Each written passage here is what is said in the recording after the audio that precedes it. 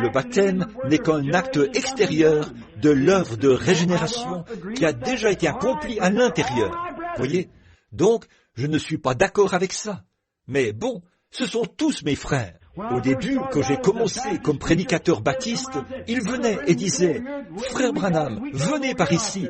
C'est nous qui avons la chose. Et nous sommes par ici avec cela. » J'ai dit, aucun de vous.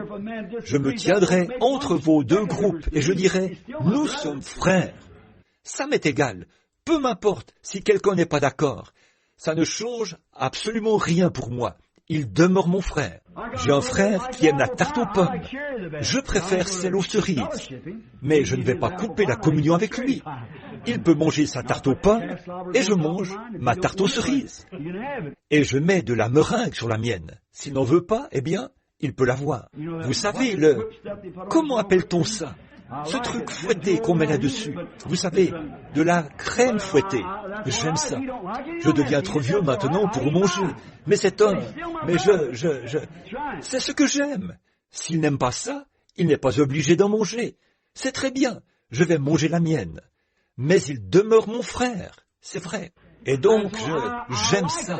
J'aime la communion fraternelle. Mais quand nous traçons des limites comme ça, et que nous disons, non, voici notre dénomination, et que nous ne voulons pas être entre le bras pour serrer la main de la personne à côté de nous et dire, Dieu soit béni, frère. Oh là là, c'est ça qu'on appelle avoir de la communion fraternelle. Si vous ne le faites pas, vous avez en vous cette racine d'amertume, tout comme l'avaient les gens de Smyrne autrefois, et vous causez la même chose. Très bien. Donc, leur nom était amer. Les Nicolaïtes avaient continué de les étouffer jusqu'à l'âge des ténèbres.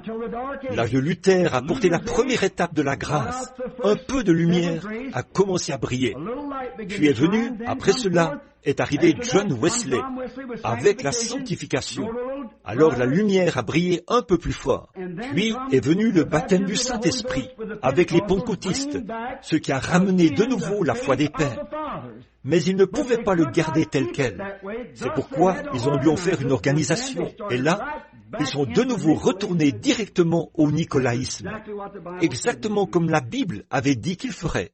Bon, je dois faire attention là, où je vais avoir pris trop de temps. Prenons le verset 2, ce serait le verset 8.